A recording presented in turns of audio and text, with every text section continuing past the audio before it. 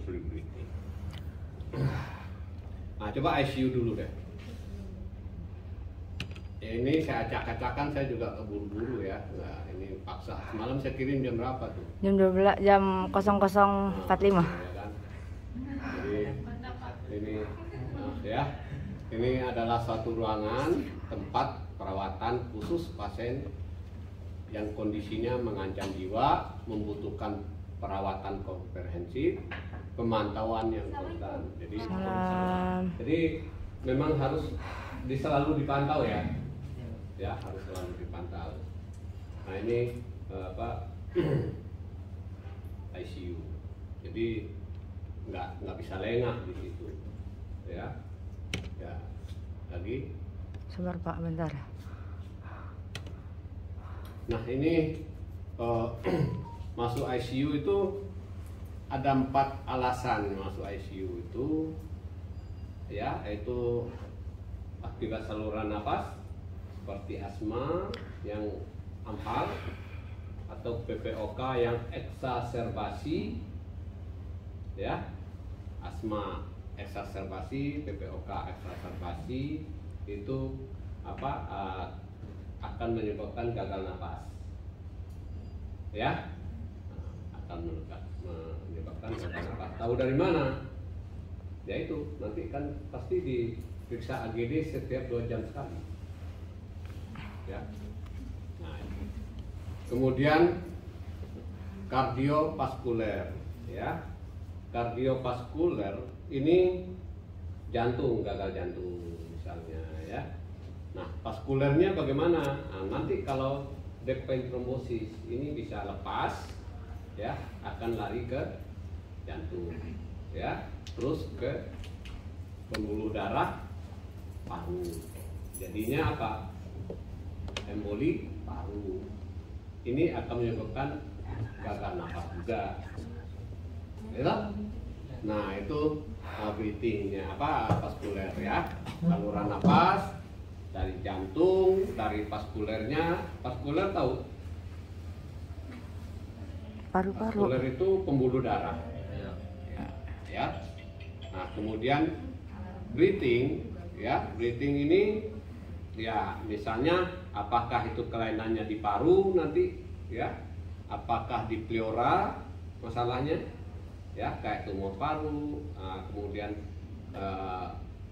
pneumotorak, ya. Nah, ini nanti kalau tekanannya besar sekali di pneumotorak, di torak, rongga pleura, ini juga akan menyebabkan kesulitan bernapas, ya, O2-nya akan kurang, ya. Nah, kemudian disabilitas itu misalnya apa? Misalnya fraktur, ya, di SCI sini. Nah, kemudian apalagi GBS, GB syndrome, lumpuh otot-ototnya, sarafnya lemah, ya. Nah, ini ya menyebabkan juga. Jadi,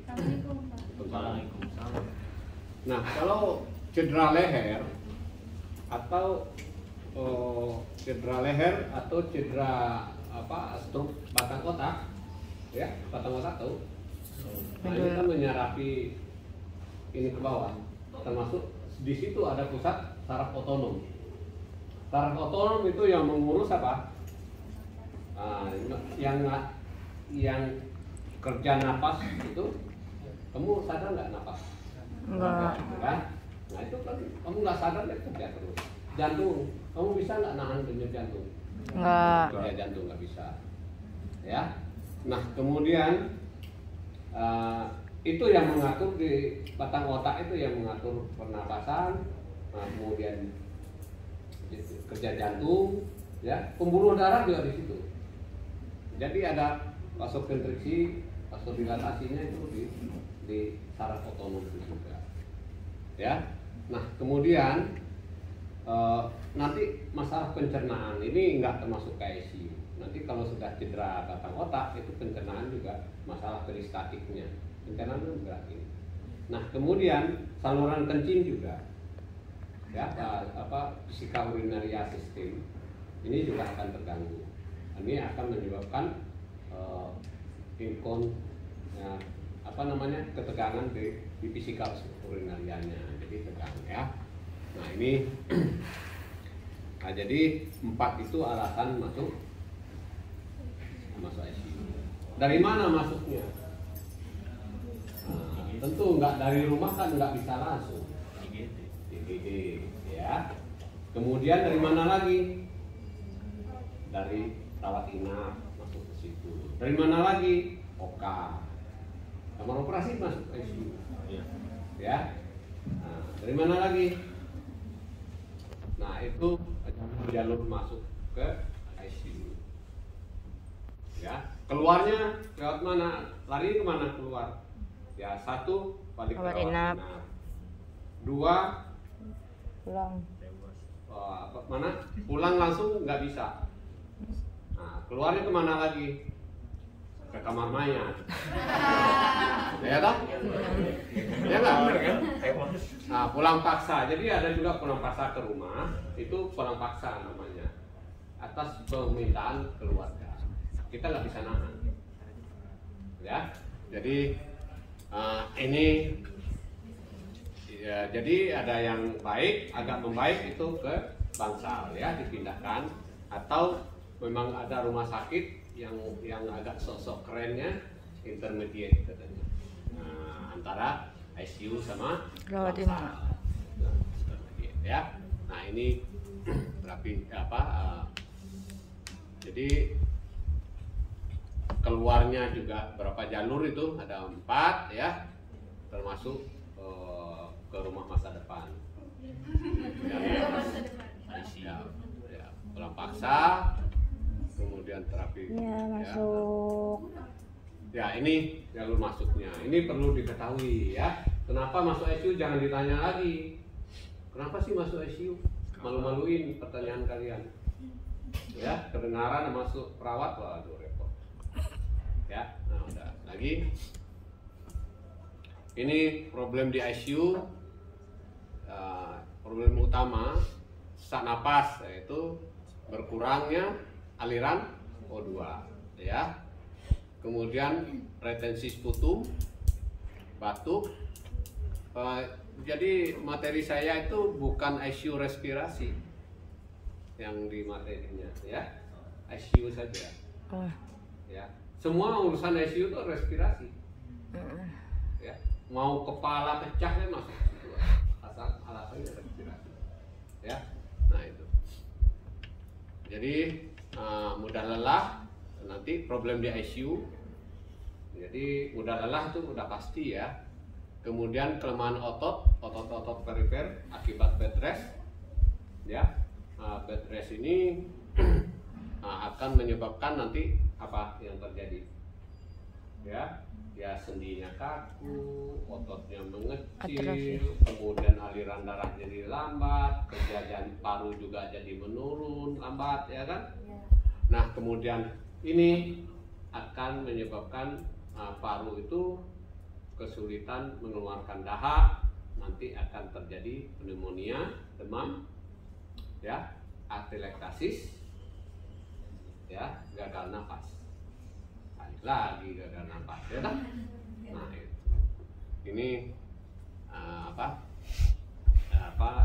problem di ICU. Jangan sputum. Nah, sputum itu yang akan menyebabkan nanti pneumonia karena tidak bisa dikeluarkan. Jadi juga itu bisa juga akibat efek dari ventilator pasang napas mesin ya, bantuan ventilator. Nah, ya. Misalnya, nah ini penurunan kapasitas fungsional dan untuk melakukan aktivitas sehari-hari.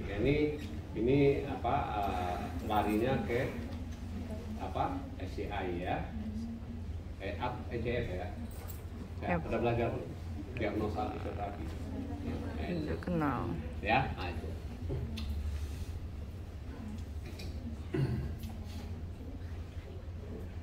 Nah, kemudian tujuan fisioterapi, nah ini mencegah, mengatasi problem pernapasan. Nah, tetap pernapasannya dulu. Ya, jadi jangan dilatih kakinya dulu, pernapasan dulu, urus dulu. Ya, nah, tapi latihan juga untuk memperbaiki fungsi pernapasan. Ya, nah kemudian mencegah mengatasi komplikasi imobilisasi. Tadi imobilisasi apa? Komplikasi imobilisasi ya kerja jantung. Ingat, depen trombosis ini utama diurus. Jadi kakinya ini harus di bengkel pumping, ya. Nah, itu karena vaskulernya nggak bagus. Ini pengaruh. Karena bed rest ini akan mengurangi plasma darah, ya. Darah akan menjadi kental, alirannya jadi lambat. Apalagi bed rest, pumping dari otot kurang, ya. Nah, ini penting karena ini akan berpengaruh nanti akan menjadi emboli paru. Paru terjadi udem, akhirnya meninggal, ya. Nah, ini efek imobilisasi depen trombosis, ya. Kemudian mempercepat penyapihan, ya. Jadi biar cepat dicopot ini ventilatornya, itu ya. Nah, ini tujuan fisioterapi di situ, ya. Ini 3 besar ya, 3 ini, jadi jangan terlalu rumit lah, ya. Nah, kemudian fisioterapi respirasi merupakan suatu tata laksana komprehensif berdasarkan asesmen yang secara menyeluruh dan diikuti dengan intervensi yang yang diindividualisasi sesuai dengan kebutuhan dan problem pasien. Jadi penanganan pasien itu bukan hanya di ICU saja, ya. Semua kasus-kasus penyakit, ya, diagnosa medis itu tidak sama penanganannya, belum tentu sama, tergantung problemnya, ya. Jadi ini masuk ICU, mudah-mudahan jangan, ya kan? Nah, nanti kita lihat problemnya apa, tapi sama-sama penyakit, misalnya penyakit GBS, GBS syndrome, kita lihat problem dia apa. Nah, jadi pendekatan ini sama itu beda, ya, tergantung dari asesmennya. Asesmen nanti problemnya apa, baru intervensinya, ya. Jadi jangan penanganan fisioterapi pada PPOK, ya oke lah, dari itu gambarannya begitu. Tapi PPOK ini sama itu kan beda problemnya. Ini bisa jalan, ini hanya di tempat tidur, sama nggak?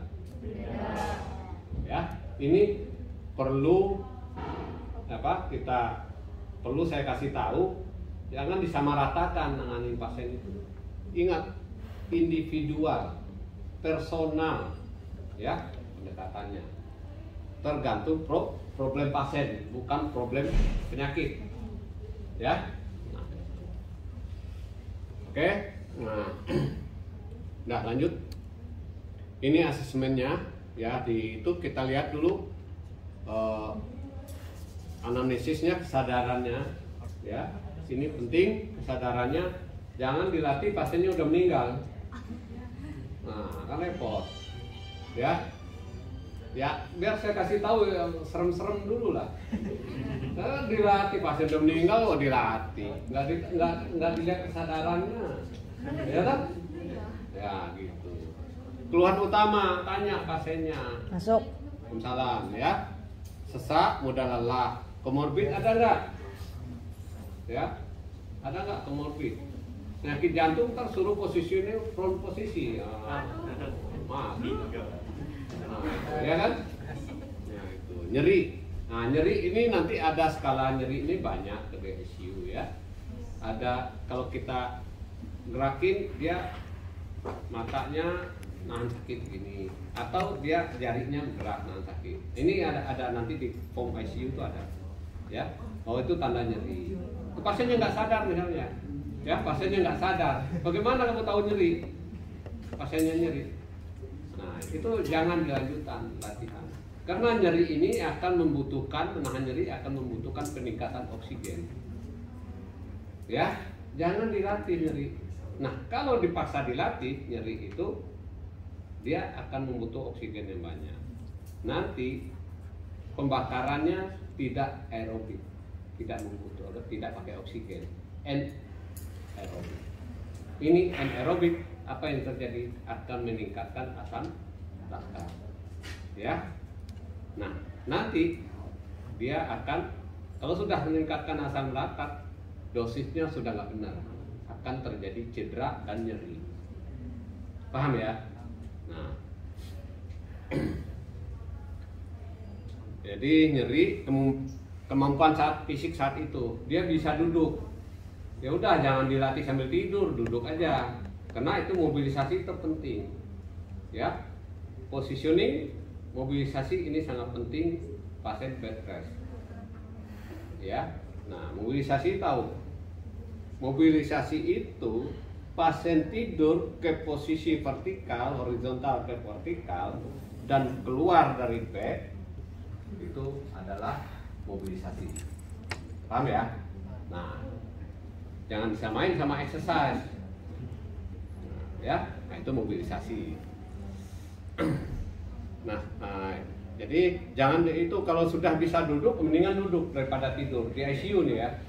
Nah, kemudian dahak ini ya kita lihat dia pakai ventilator. Kalau pakai ventilator kan kita nggak bisa apa-apa juga, cuma bisa hanya vibrasi. Tapi vibrasi ini juga nggak bisa juga kadang-kadang ya. Ada teori nanti Dian hierarki itu nggak bisa pakai vibrasi, ya.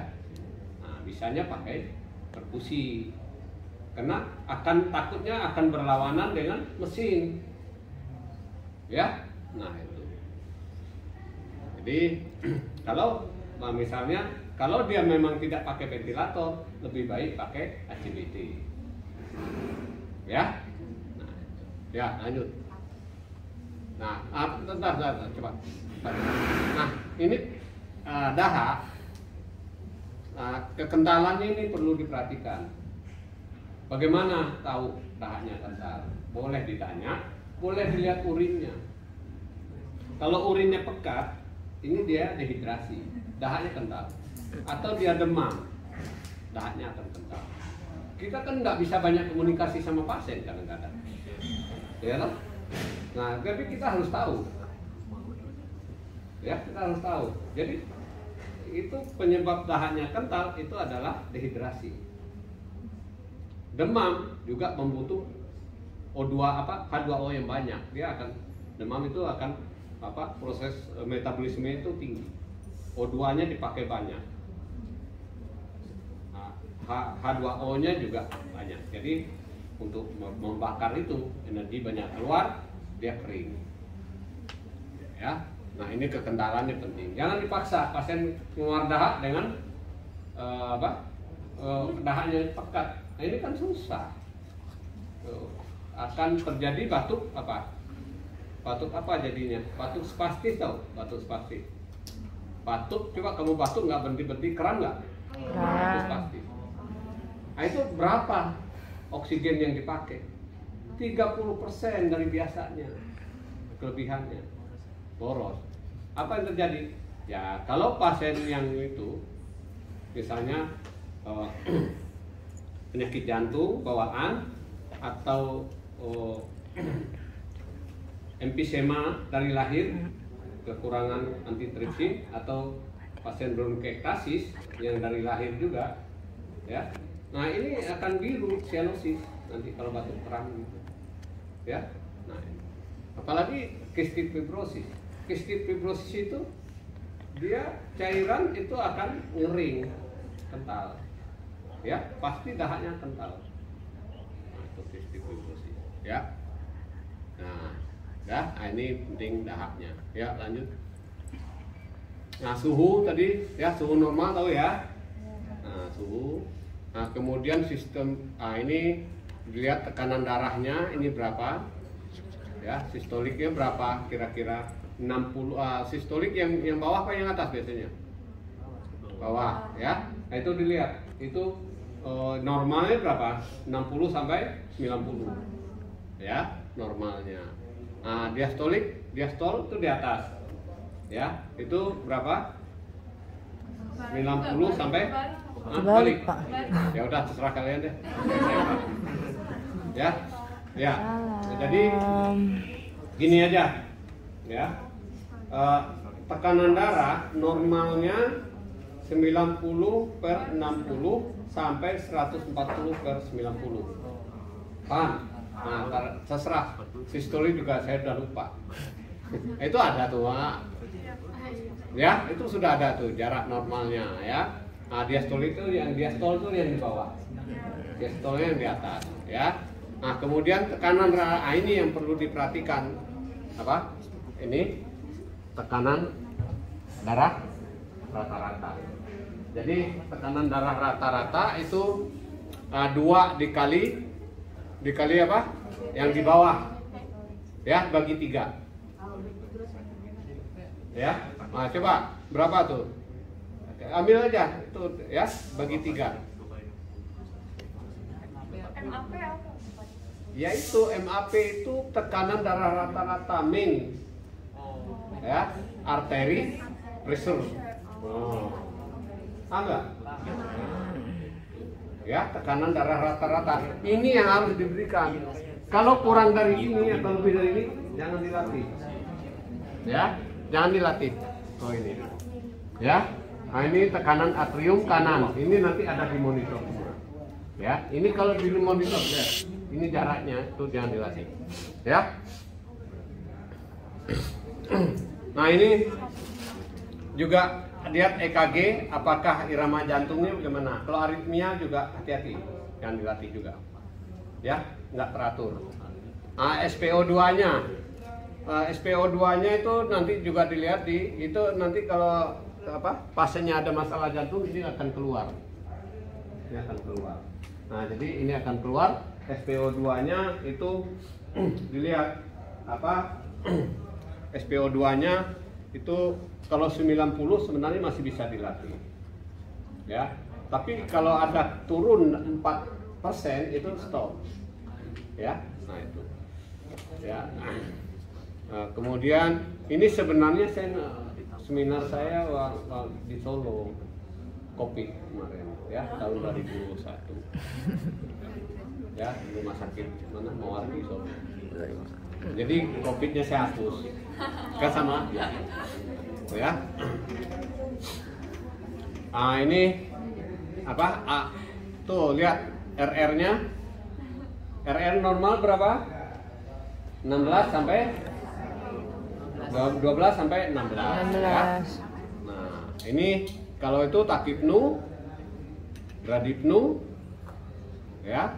Nah, kemudian sesak napas, kerja otot bantu pernapasan. Nah, ini sesak napas terlihat dari, nggak usah ditanya, tanya pasien sesak nggak?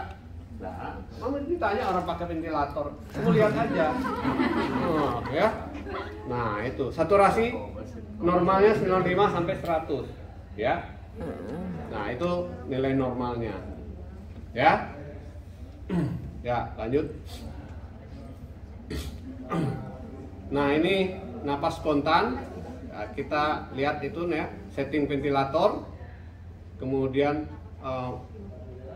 kontrol tekanan, model ventilator. Jadi ventilator ini prinsip kerjanya 2, ya, prinsip kerjanya sama napas biasa, ya.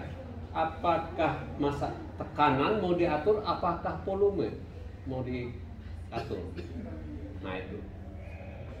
Kalau pada misalnya pada emfisema yang diatur apanya?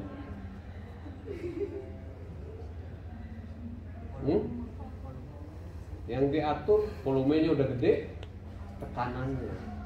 Jangan sampai ngasih oksigen tinggi. Nah, dia akan nggak bisa keluar. Ya, akan bisa terjadi apa? Bisa terjadi nanti ini apa namanya, pneumotorak, karena tekanannya tinggi, bolong alveolusnya, robek, ya dah. Nah, belum lagi udara sisanya nggak bisa keluar. Nah, kalau pada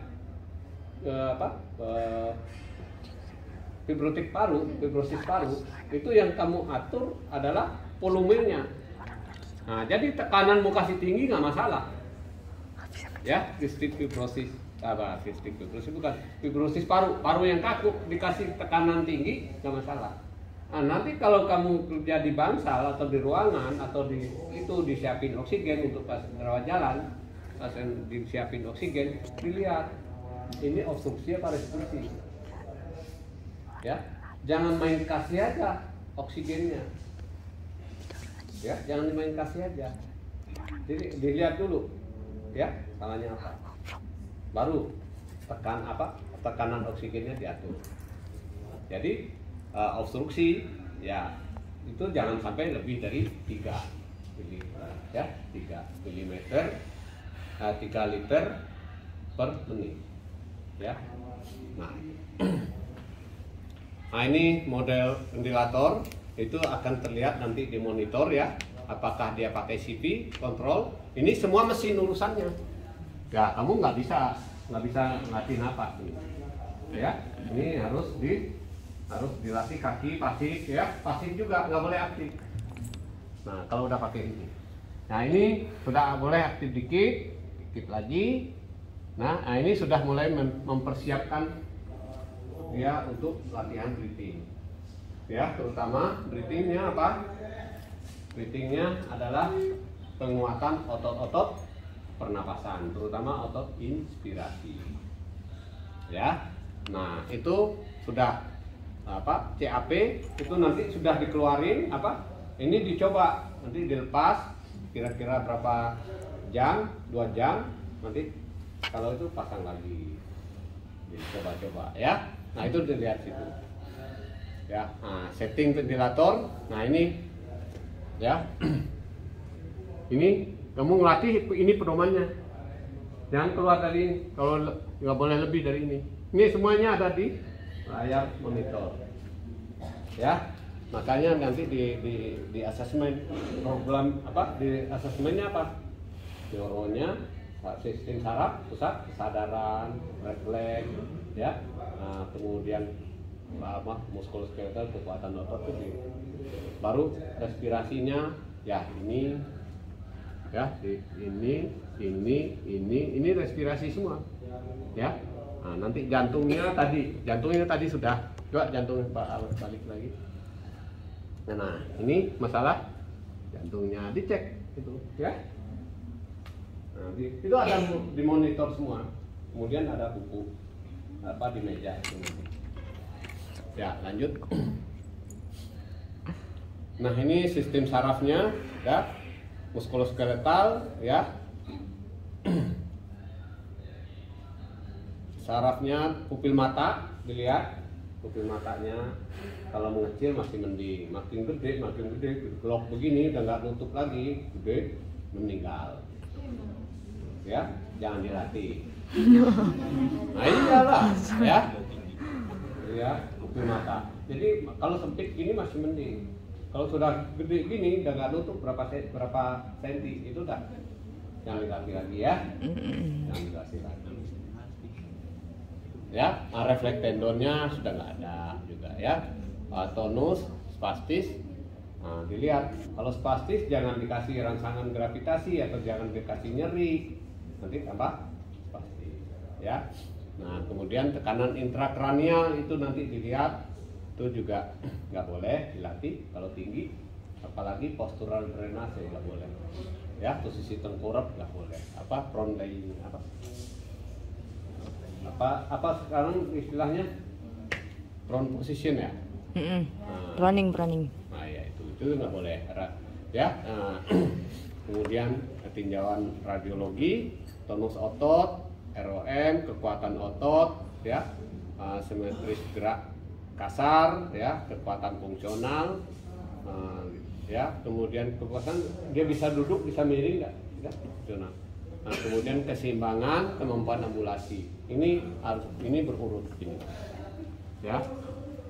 Ini akan serangkai ini nanti ya. Kalau ototnya lemah, tonusnya kurang, ini akan berpengaruh pada vaskulernya. Ya, nah, ambulasi yaitu bisa jalan ya. Nah kemudian ginjal apakah nanti dia itu dilihat pakai kateter. Kalau pakai kateter kamu lihat kencingnya bagaimana, ya, kental apa enggak, pekat, ya. Kemudian di sini tegang enggak di kantong fisika urinaria di bawah udel, ya. Jangan di sini, ini beda lagi, ya.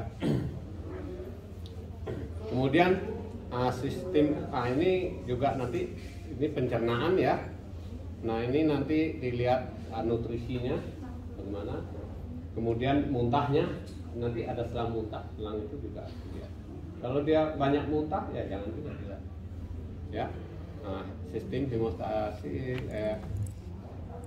hematologis, imunologi ini dilihat dari labnya, ya. Nah, ini pemeriksaannya. Ya, lagi. Nah, problem apa? Sesak jelas. Balik lagi sesak. Semua masuk itu masalah respirasi. Ya. Gangguan pemeriksaan jalan napas, penurunan volume, kapasitas paru. Volume tahu ya? Volume ya, kamu gini volumenya berapa? Gini aja. 500 mili, ya. Nah, itu volume. Tarik napas. Nah, itu nanti sudah kapasitas. Jadi volume vital tambah volume inspirasi fakta. Itu kapasitas. Jadi kapasitas itu volume tambah, ya, atau volume 3. Jadi kalau kapasitas itu lebih dari 2 volume, ya, itu kapasitas. Kemudian penurunan oksigen, ya, oksigenasi. Ini problemnya nanti dilihat dari saturasi O2-nya atau analisa gas darah, ya, monitor SpO2-nya itu dilihat. Kemudian peningkatan kerja pernapasan. Coba kamu tarik napas, kerja nggak? Nah, dilihat ini, ya, otot-otot sini. Nah, itu udah peningkatan. Ya, potensi terjadi komplikasi tirah baring. Nah, itu tadi saya udah jelaskan, ya. Imobilisasi yaitu nanti ototnya atrofi, depth trombosis, kemudian retensi sputum, ya, akan menyebabkan pneumonia dan atelektasis, ya. Kemudian kelemahan otot akibat perawatan ICU, ya. Kemudian potensi terjadinya komplikasi paru, yaitu, ya, oke, dan lain-lain. Lanjut. Itu problemnya sudah asesmen. Nah, ini intervensinya ventilasi mekanik, postural drainase, prone position atau positioning. Nah, 3 itu. Postural drainase, ya, itu sama saja sebenarnya. Ya. Kalau ini untuk dahak, ya. Ini sama ini hampir sama. Ini juga untuk dahak dan juga untuk transportasi O2. Ya, perfusi, dan ini untuk meningkatkan perfusinya, ya. Nah, positioning juga untuk meningkatkan transportasi dan perfusi, ya. Nah, perkusi, vibrasi, kemudian suction ini perawat lakukan, passive exercise, ya. Ini kalau assisted, passive assisted, ya, atau active assisted, ya. Aktif assisted, kalau maksimalnya aktif assisted, pasif, nah itu tambah deh exercise ini pasif, ini koma, ya, pasif exercise, kemudian assisted itu aktif, ya, assisted aktif exercise, ini koma aja, nanti dikasih koma aja, rubah aja nggak apa-apa. Nah, koma itu assisted aktif exercise.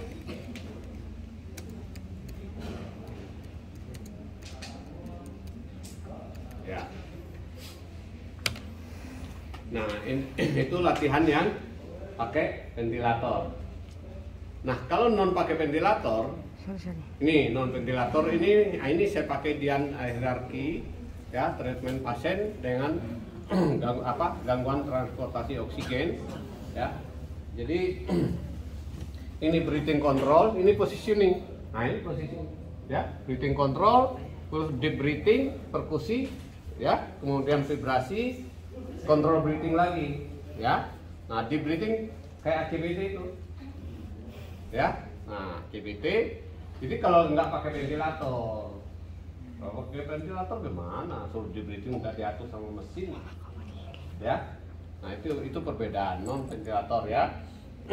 Kemudian latihan, ya, latihan rotasi ya, itu latihan torak, ya. Kemudian batuk, ya. Nah kemudian kontrol breathing lagi, hampir mirip ACPT, ya. Nah kemudian cuffing atau dibantu, ya. Assisted cuffing nggak masuk materi, ya, nggak masuk materi, nggak ada kan? Kayak cuma cuffing aja kan? Nanti saya praktekin. Ya, nah ini apa? Untuk yang non ventilasi, yang kalau pakai ventilasi ini latihannya, non ventilasi ini latihannya, biar aman kalian. Ya, nah biar aman. Ya, ya lagi lanjut. Nah, positioning ini penentuan posisi mengacu pada penerapan posisi tubuh untuk mengoptimalkan pengangkutan tadi transportasi O2 oksigen ya. Nah, terutama dengan memanipulasi efek gravitasi dan fungsi kardiopulmoner dan kardiovaskuler. Ya. Nah, jadi jantung itu yang di tengah. Di sini dari jantung ke pembuluh darah, nanti dari jantung ada yang ke paru. Nah, tahu saluran apa? Saluran vaskulernya ke paru ada kan? Nah, vaskuler ke itu nanti penentuan positioningnya. Ya, nah ini untuk memperbaiki perfusi. Ya, nah ini apa? Positioning itu sangat penting kalau di bed rest ya, sangat penting. Kalau jadi fisioterapi, kalau udah mau meninggal boleh kamu lakukan fisioterapi, tapi positioning. Ya, diatur posisi. Nah, bagaimana posisi itu bisa ini? Ya, cari volume paru yang besar. Kalau dia posisi tegak, volume parunya akan besar, tekanannya akan turun, jadi udara nggak mau masuk. Ya, kalau tidur nanti ada tekanan dari perut, jadi volume parunya mengecil. Tekanannya tinggi, udara di luar nggak bisa masuk, kan gitu. Ya, itu prinsip positioning. Nah, kemudian untuk mendapatkan stimulus gravitasi yang menstimulasi posisi tegak, bergerak sebanyak mungkin, aktif dibantu dan pasif. Ya, boleh dia nggak bisa apa-apa, kamu dudukin, bantu, tapi posisinya tegak. Ya, efek hemodinamik terkait dengan perpindahan cairan dan efek kardiopulmonal, ventilasi, perfusi, distribusi, dan kecocokan rasio ventilasi dan perfusi.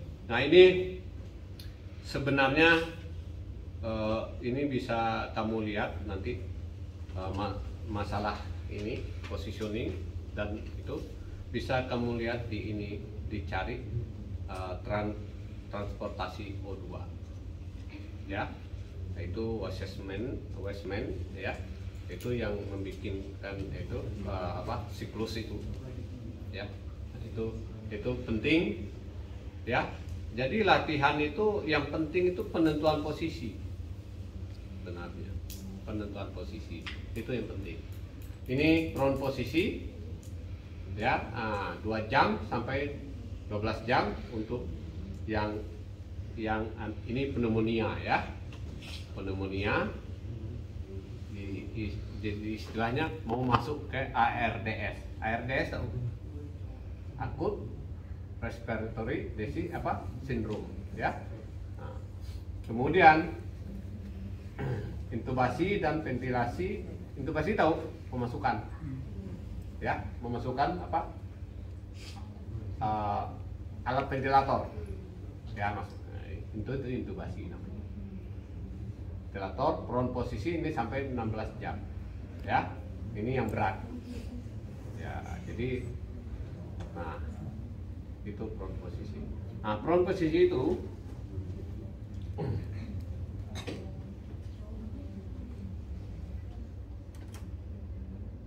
kok bisa gini? Oh, saya gunung juga ya. Coba tidur.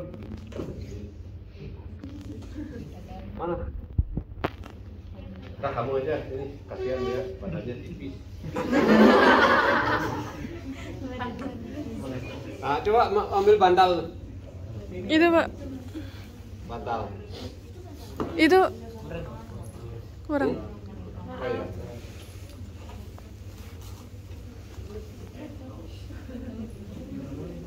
Oh, iya. Bantal yang banyak ya, karena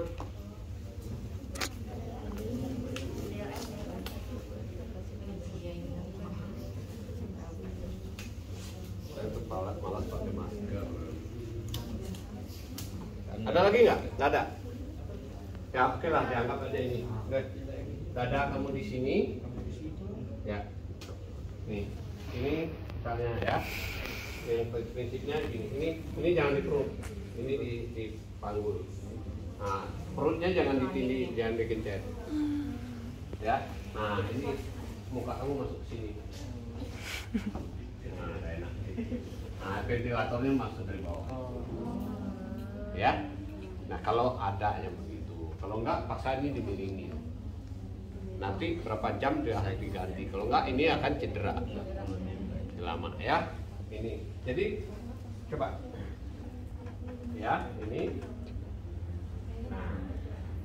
Ini perut ini nggak boleh nempel sini sebenarnya. Ini kenapa? Ya, ini akan saya jelaskan. Ini dia biar dia pragmanya lebih leluasa. Ya, ini satu. Kenapa tengkorak ini? Ingat ya, ini permukaan parunya luas sekali daripada di depan. Di depan, ya. Ya. Nah, di sini luas begini banyak terdapat alveoli. Ya. Banyak terdapat alveoli. Ya. Nah, tahu alveoli? Udah saya bilang kalau dibentang hampir berapa? Ya, 100 meter. Sama dengan 10 kali 10 sama dengan lapangan tenis lebarnya. Kalau dipotong-potong, dibelah, ya. Nah, di belakang banyak terdapat. Kemudian posisi begini, jantung enak. Dia tersangga sama tulang sternum. Kalau dia terlentang, dia nempel ke paru. Kerja paru makin berat juga, karena kehimpit sama jantung. Ya, paham nggak? Paham. Ya. Nah, kemudian posisi begini, karena ini banyak terdapat alveolus, di sini perfusinya akan bagus. Ya, perfusi, ya, difusinya akan bagus, perfusinya akan dapat juga. Karena ini kalau tengkorak begini, ini afek. Ya, ini afek, kemudian ini bawah. Ya gitu dah. Yang di atas kan afek. Yang di afek banyak terdapat oksigen. Di bawah banyak aliran darah. Nah, itu. Ya, akan lancar. Ini alasan prone positioning. Ya. Bukan prone positioning aja, positioning ya begini manfaatnya. Ya, ini penting, positioningnya penting sekali. Jadi jangan abaikan positioning. Ya, dalam hati. Apalagi pasien rawat inap dan pasien ICU. Ya, kalau ya kamu nggak usah lah, kan bukan pasien. Ya, nah ini penting. Tapi apa yang ini akan terjadi, apa yang nggak boleh banyak, penyakit jantung satu, yang kedua orang hamil, ya toh, ya luka bakar kalau di sini, luka bakar di sini, ya nggak boleh juga. Nah kemudian kalau ada iganya patah sini, hati juga, ya. Kemudian ada fraktur sini, nggak boleh, fraktur leher, SCI. Kemudian apa lagi? Peningkatan tekanan intrakranial, dipasang selang, ya, hidrosepalus misalnya, nggak boleh. Atau perdarahan otak, hati-hati, ya. Nah ini kontraindikasinya. Ini prone posisi, ya. Nah ini memperbaiki ventilasi perfusi ya tadi ventilasi dan perfusi. Sun tahu? Saya udah pernah jelaskan juga pirau ya ada ya. Nah jadi itu termasuk nanti ventilasi perfusi. Nanti ada ventilasi. Kalau di ventilasi itu nanti ada apa? Ruang rugi sama ruang ada zona atau ruang rugi atau zona konduksi. Ya, masih ingat nggak? Nah, dan zona respirasi. Nah, nanti kalau tidak terjadi difusi di situ, ini juga disebut dengan ruang mati alveolus. Ruang mati alveolus ditambah ruang mati respirasi atau zona konduksi, ini akan jadi apa? Ruang mati fisiologis. Nah, gitu ya. Paham ya? Nah, ini prone posisi. Nah, kemudian terus apa lagi coba? Indikasi. Nah, tadi sudah saya jelaskan tuh. Terus, nah ini yang diberikan kontrol breathing tadi coba dilihat itu tadi kan sudah waktu non ventilator ya, ini posisi ini ya. Nah, ini apalagi gemuk kayak gini, ini posisi terlentang memang agak kesulitan ya posisi itu. Kalau memang di ICU itu gemuk itu memang ya kasihan pasiennya sendiri. Kalau terapisnya kecil kasihan juga bolak-balik ya kan gitu ya. Nah itu kasihan karena ada pasiennya berat kali di tempat saya, dokter penyakit dalam, spesialis penyakit dalam, meninggal karena COVID. Jadi di prone posisi juga sudah nggak mempan lagi ya. Nah itu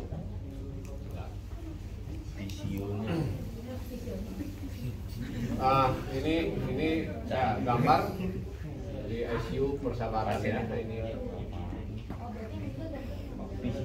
kontrol breathing tahu ya. Jadi jangan begini, nggak boleh. Iya. Kontrol breathing gini.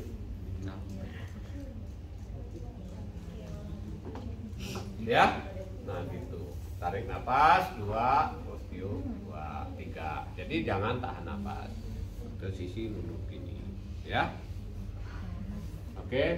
Nah, untuk menghilangkan stres, ya. Kontrol breathing itu untuk relaksasi. Saya ada kebagian relaksasi ya. Oh, nanti saya latih kalian relaksasi. Saya tiarap semua, suruh tidur semua. Ya. Nah, terus mengembalikan pola nafas, memperbaiki ventilasi dasar paru. Ventilasi dasar paru tahu? Ya, kamu nafas kayak gini. Nah, kayak gini loh. Kamu nafas kan? Iya, nafas. Ya. Nah, oke, lanjut. Deep breathing. Deep breathing ini, aduh, ini bukan bagian saya ya. Ya. Sebenarnya, tapi karena ini masuk ICU ya saya pakai. Nah, coba tarik nafas. Tarik, tahan, relax. Nah, itu deep breathing. Jadi ini deep breathing ini ada yang pakai tarik nafas. Coba tarik nafas. Tarik, tahan 1, 2, 3 atau boleh tiup. Ada yang pakai gitu. Ya, coba nanti dilihat di teorinya. Ya, tarik nafas, tarik kuat, tahan, relax. Relax aja, nggak usah tiup. Ada juga yang begitu. Terserah mana sukanya. Tapi itu dilihat juga dari analisa gas darah. Kalau PCO2-nya tinggi, boleh ditiup. Ya, nah itu kembalinya begitu lagi. Ya, nah, oke. Ini itu inspirasi, tahan 3 detik atau 3 hitungan, relax. Nah kan, itu relax itu pasif 1 set. Ya, diulangi 6 sampai 5 kali. Ya. Nah ini deep breathing ya, ditahan ya 3. Inspirasi maksimal. Coba tarik nafas. Tarik sampai mentok aja. Udah, Pak. Tahan sampai 3 itu hitungannya. 3 hitungan. baru ekspirasinya relax. Ya, diulang sampai 5, dan boleh lebih dari 6 kali. Ya, kalau itu akan menyebabkan CO2-nya juga tinggi nanti. Tahan napas toh. Nah itu makanya saya bilang, kalau mau niup dilihat analisa gas darahnya, CO2-nya tinggi nggak boleh ditiup. Paham? Nah, ya, ini seninya fisioterapi respirasi kan gitu. Ya, jadi, oh Pak, ini di sana dilatih ditiup, sini kok nggak ditiup? Nah, gitu, ya kan? Ya, dasar ilmu apa? Kalau nggak sana ngasih ditiup, ekspirasinya ditiup, dasarnya apa? Nah itu ya. Nah itu karena dulu saya praktek diajarin begitu. Nah balik lagi kan. Ya, setiap set waktu istirahat dikurangi. Nah ini yang saya bilang deep breathing ya. 4. Jadi sekali satu itu tarik napas sekali, istirahat 60 detik. Tarik napas lagi, tahan. Coba tarik napas kamu. Tarik 1, 2, 3, relax. Istirahat dulu 60 detik. Ya. Oke, tarik lagi. Tahan 1, 2, 3, 4. Relax ya. 45 detik lagi istirahat. Tarik lagi.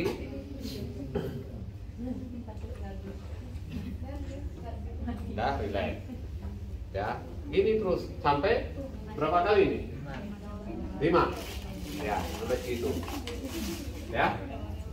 Bisa ya? Bisa nggak kira-kira? Bisa. Coba praktekin. Relax.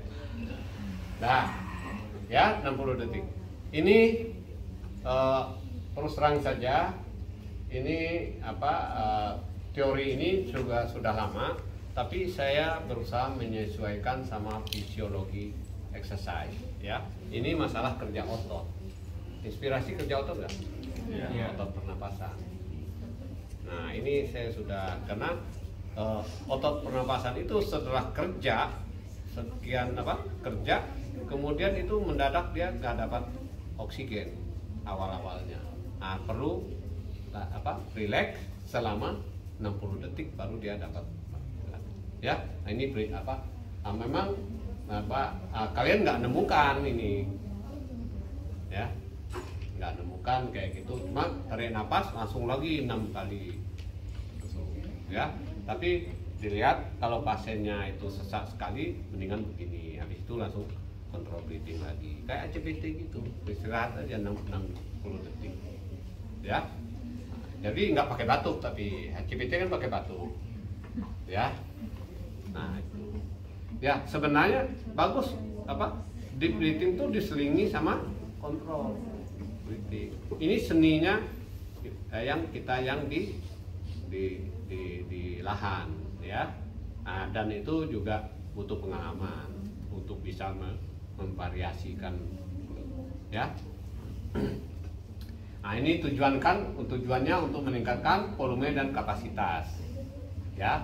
Kenapa? Ini restriksi. Untuk kasus restriksi, tahu restriksi? Parunya nggak ngepas, ya. Kemudian latihan otot pernapasan, ya, meningkatkan kekuatan otot inspirasi, memfasilitasi transport mukosiliar. Nah ini untuk misalnya kalau untuk mencegah retensi sputum, ya deep breathing bisa, ya. Nah kemudian mencegah dan mengatasi atelektasis. Atelektasis udara nggak bisa masuk ke alveolus. Tarik nafas biar nggak nyumbat terus, ya kan. Nah itu, oke. Nah ini deep breathing. Sudah diajarin belum? Sudah. Tapi nggak begini kan? Iya. Beda. Ya. Ya. Nah, oke. Lanjut. Nah ini Afing sudah saya ajarkan juga, ya. Afing, coba tarik nafas. Nah, itu kamu merokok. Iya. Ya, ini glottisnya terbuka, ya. Kemudian ACBT ini sudah saya jelaskan juga, membersihkan sekret, kemudian mempertahankan fungsi paru, meningkatkan aliran ekspirasi maksimum. Ya, ekspirasi maksimum itu tahunya mana kurang dari hasil spirometri. Ya, nah, FEP1, paham ya? Kelihatan ini. Dan restriksi. Hasil dari spirometri yang menunjukkan paru ini obstruksi dan restriksi. Hasil dari spirometri. Oke, ya lanjut lagi. Nah ini siklusnya. Ini siklusnya. Jadi kontrol breathing, ya, kontrol breathing. Kemudian TEE tahu? Thorax exercise ekspansi, ya, ekspansi exercise ya. Tarik nafas dalam itu sama sama deep breathing, jangan bingung. Coba tarik nafas dalam. Nah, ekspansi nggak toraknya? Iya. Ya, exercise latihan. Nah, itu ya sama sama deep breathing, sama ya. Nah, itu. Kemudian kontrol breathing lagi. Nah, ini saya jarang pakai ini. Ya, kalau pasien sesak saya pakai ini. Langsung huffing. Ya. Nah, gitu. Jadi nggak usah tarik nafas dalam dulu. Kalau pasiennya sesak, orang ngap kok. Tarik nafas kerja otot satu, ya. Nah baru ini. Jadi, nah kalau yang kalian biasa belajar, ya ini nanti, ya. Nah kalian beruntung dapat ini juga, ya. Nah beruntung dapat ini juga, ya. Nah lanjut. Nah, vibrasi saya sudah terangkan, jelaskan tujuannya untuk apa. Ya, oke, dosisnya 1. Nah ini ada ini tergantung sumbernya ya, ada beda-beda ya. Ada yang vibrasi ya 1-2 menit cukup ya vibrasi. Oke. Ini kontraindikasi ya sudah ada tumor paru nggak boleh, fraktur tumor paru. Ya kalau ditekan ya ntar tumornya meledak, ya perdarahan nanti ya. Nah itu ciri salah satu perdarahan itu kalau batuk darah itu bisa dari fungus, jamur paru, kemudian tumor paru, ya ini juga bisa batuk darah, atau bronkiektasis juga bisa batuk darah. Nah kalau TB itu batuk darah tapi darahnya bercak, yang kayak rambut itu ngikutin garis-garis lendir, ya. Nah itu bercak darah. Jadi itu TB, ya. Nah itu, ya. Lanjut lagi. Nah perkusi, nah ini adalah teknik kan oleh fisioterapis. Pernapasan itu membersihkan sekret, merupakan gerakan ritmis pada dinding dada. Ya, nah, kayak irama musik aja lah gitu. Ya, perkusi kan ada musik. Nah, melonggarkan sekret dari sisi paru ya. Nah, teknik ini diterapkan di atas handuk untuk memastikan tidak terasa tidak nyaman ya, biar nyaman lah. Indikasinya ya melepaskan perenggan, ini indikasinya ini penumpukan putum indikasinya ya pada bronkus. Kemudian hipoksemia nyeri dada, ini nggak boleh ya, hipoksemia nyeri dada ya. Lagi orang nyeri dadanya nyeri digebukin lagi kemana ya kan. Nah, hipoksemia tahu kurangnya O2. Nah ini kenapa? Nah kalau udah ditepok-tepok begitu terjadi peningkatan vasodilatasi nggak di sini di pembuluh darah? Jadi nggak? Terjadi. Nah, kalau sudah vasodilatasi, oksigen butuh nggak dia? Butuh. Tapi nggak bisa dapat. Gimana jadinya? Ini sudah kerja nih, otot ini sudah digebuk-gebuk, terjadi vasodilatasi, ya. Oksigennya nggak ada. Apa yang terjadi? Biru. Ya. Nah, nanti biru itu akan nyeri lagi. Ya, cedera. Ya. Nah ini. Lagi lanjut. Nah ini mobilisasi Ya, imobilisasi dapat menyebabkan terjadinya gejala demam. Ini imobilisasi di tempat tidur tadi, bed rest di ICU ya.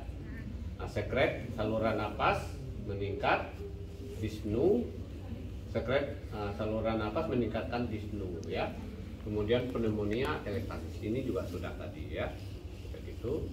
Pasien mengalami kelemahan, sarkopnia ya, ini sarkopnia ini kelemahan otot ya. Ya, kemudian penurunan toleransi latihan akibat tirah baring di bangsal isolasi atau perawatan ICU. Selain latihan untuk meningkatkan fungsi respirasi, juga untuk mengatasi penurunan toleransi latihan fisik, perlu dilakukan mobilisasi ekstremitas baik pasif maupun aktif dan latihan ambulasi atau bersifat aerobik, semua tidak boleh Aerobik. ya. Nah, lanjut lagi. Nah, ini latihannya ya. Nah, gerakin ya kalau bisa pasien. Jadi kalau di ICU ini jangan langsung pasif. Kalau bisa pasiennya bergerak, gerak sendiri dulu, jangan pasif dulu. Ya. Kalau apa yang bisa digerak, lu gerak dulu. Terutama anggota bawah.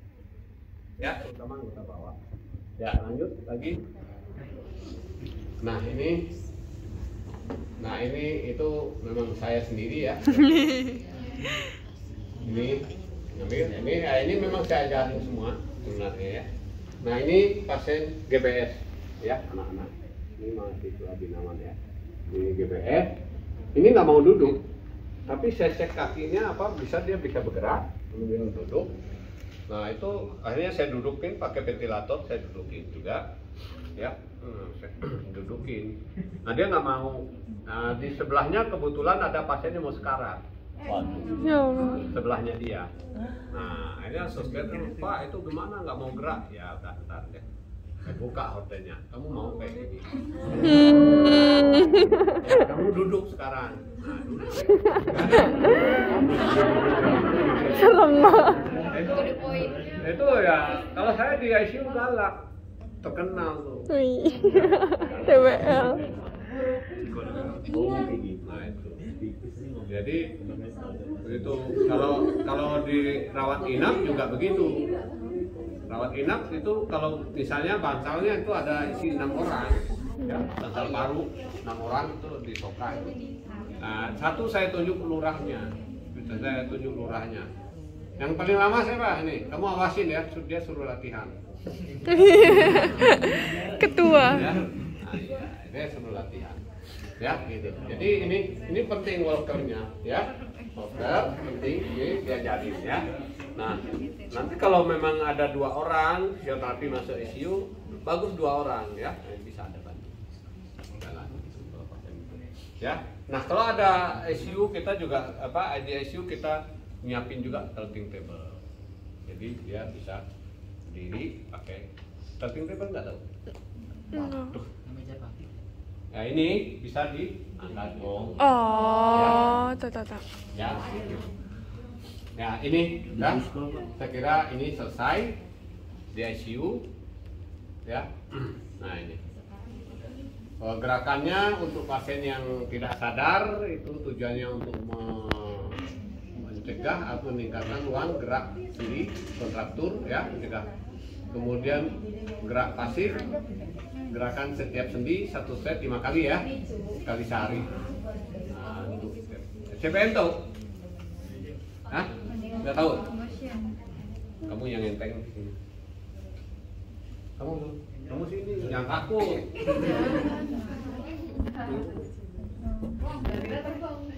Tidur. Nah, tidur. Nah, dah. Coba kaki kamu diangkat. Gini, tekuk. Kamu dayung sepeda coba. Gini. Nah, sebenarnya ada alat ICU. Ya. Nah, jadi pasien yang nggak bisa itu suruh gini terus. Itu ada alat memang ya, CPM namanya. Ya, jadi pasif. Continuous. Ya. Nah, itu sekali. Jadi itu harus digerakkan itu 20 menit setiap hari. Ya, itu penting. Terus kenapa anggota bawah? Saya kalau bed rest, penyakit paru, penyakit jantung, anggota bawahnya itu pasti lebih parah. ya. Nah, itu makanya bed rest selalu anggota bawah. Jadi kita harus hemat-hemat tenaga. Dia tarik, ngapain? Capek dia. Kita harus fokus ke ini. Ya, saya bilang ini penting, ya, penting dan mendesak kalau anggota bawah. Kemudian anggota atas itu dia sudah bisa sendiri, minta apa-apa ngambil tisu sendiri, ya kan? Kalau dia itu bisa sendiri, dia udah aktif sendiri. Kalau ini enggak, nah itu satu. Yang kedua, otot ini otot besar, ya. Kalau dilatih, dia cukup efektif ya, karena dia banyak mitokondria di sini. Ya, untuk proses metabolismenya banyak di otot besar. Ya. Nah, kemudian otot apa lagi? Mau lihat efek dari imobilisasi itu juga akan otot-otot anti gravitasi yang menahan badan kita tegak itu cepat kali menurun. Nah, itu juga dilatih, misalnya gini, ya. Otot belakang boleh gini sama otot perut sedikit untuk stabilisasi untuk trunk itu harus dilatih. Tangan nggak usah dulu lah, ya, biar gaya aja. Kalau tuh bisa, kasihan pasien itu capek. Cari yang penting-penting dulu, ya, penting dan mendesak. Anggota atas juga penting tapi nggak mendesak, karena kita harus hemat energi, ya, hemat energi atau konservasi energi. Mana yang penting dulu, ya. Jadi konservasi energi itu yang kita perlukan untuk pasien-pasien yang boros pakai O2.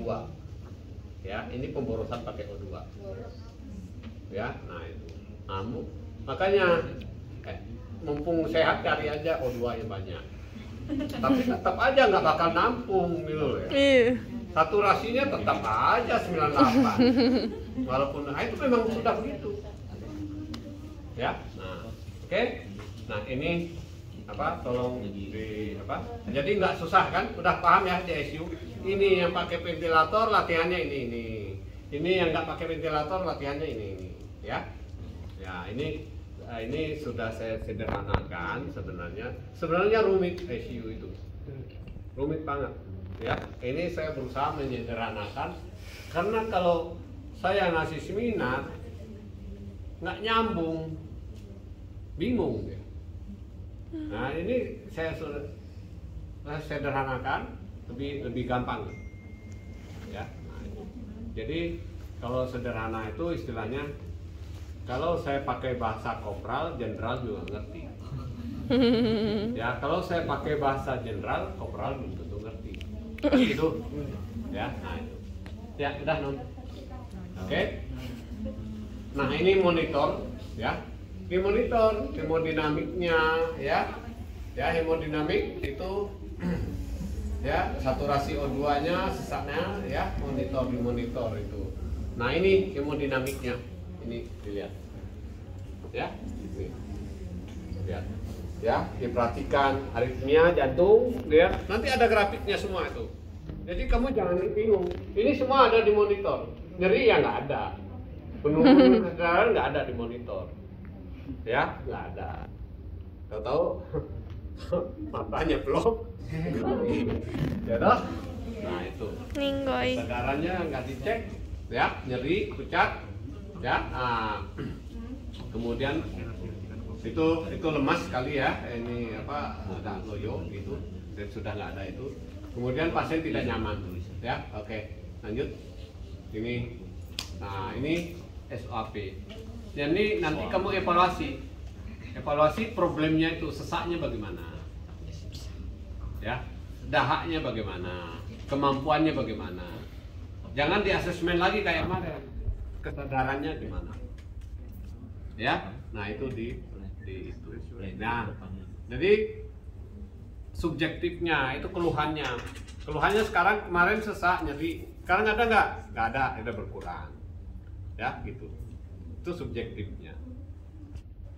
Kemudian objektifnya bagaimana? Nah, dia sekarang misalnya udah bisa duduk. Nah, ini masalah objektif kemampuan ambulasinya ya. Nah, kemudian ini apa? Analisisnya itu apa yang kira-kira problem tambahannya? Ada nggak? Ya. Nah, kemudian programnya apa? Apakah intervensi yang sudah kamu lakukan, sudah kamu programkan itu kamu lakukan,